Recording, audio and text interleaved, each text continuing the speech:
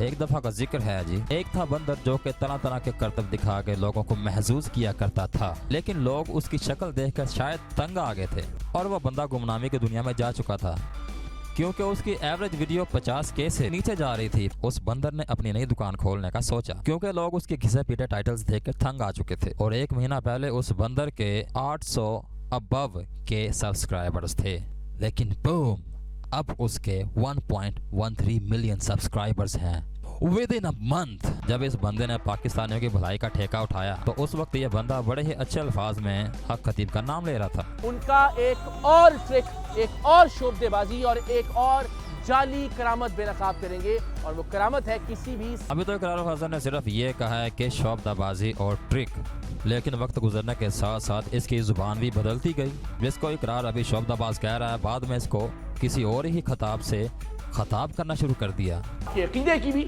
आपके नजरिए की भी और खत्म नबूवत के मकसद की भी कि इस तरह के बदबख्त, इस तरह के रजील और इस तरह के खबीस इंसान खत्म नबूवत के कौज का बदकिस्मती से चेहरा है। हम सबको इस फितने का रास्ता रोकना होगा। देखते जाइए अगली जायदाद की। ठीक है भाई, हम मान गए कि तू कुछ कर रहा है, लेकिन ये बंदरों की तरह उछल कूद क्यों कर रहा है? वैसे भी जो बात प्यार से समझ आ जाती है वो ज्यादा तलखी से समझ नहीं आती।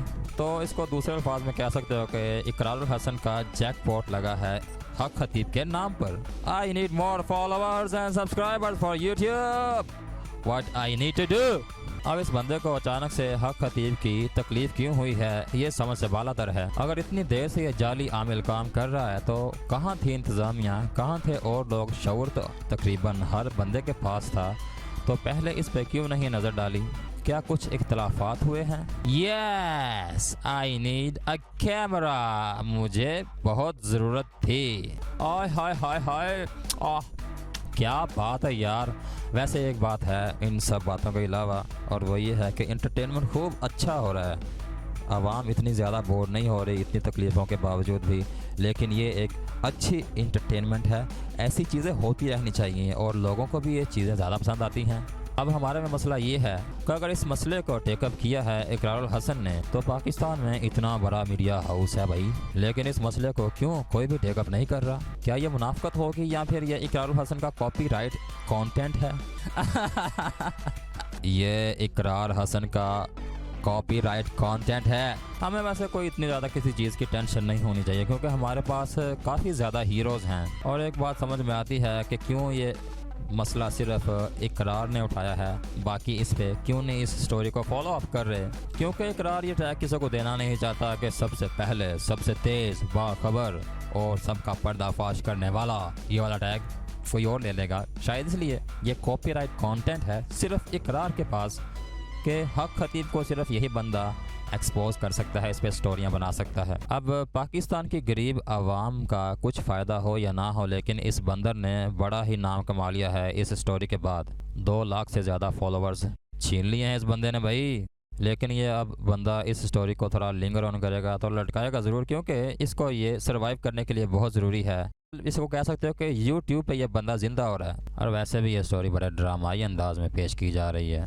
अब ये थंबनेल देखो, किसी फैंटेसी मूवी का लग रहा है और इस स्टोरी को कितना फैंटेसाइज कर दिया है इकरार ने यार। तौबा है यार, हद होती है यार। तू सीधा सीधा एक्सपोज कर, तुझे क्या एक्शन लगाने की ज़रूरत है? वैसे यार 2 लफ्ज़ों की एक बात है कि अगर तुम्हारे जहन में कोई ऐसी बात है कि जो लोग गलत कर रहे हैं तो थोड़ा टाइम देना चाहिए। टाइम लगता है, एकदम से कोई चीज़ करने की कोशिश करो तो उसके कॉन्सिक्वेंसेस बड़े गलत आते हैं।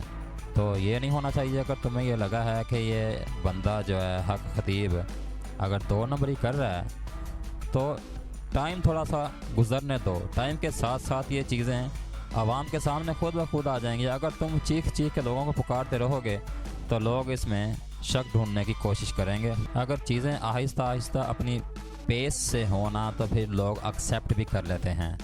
अब जो इसके फॉलोअर्स हैं हक खतीब के, वो तो इस बात में बड़ा डाउट कर रहे हैं, यार ये बंदा इसके पीछे पड़ गया है, ये क्यों कर रहा है ऐसे, ये गलत कर रहा है। तो जैसे जैसे टाइम गुजरता है लोगों की सोच बदल जाती है।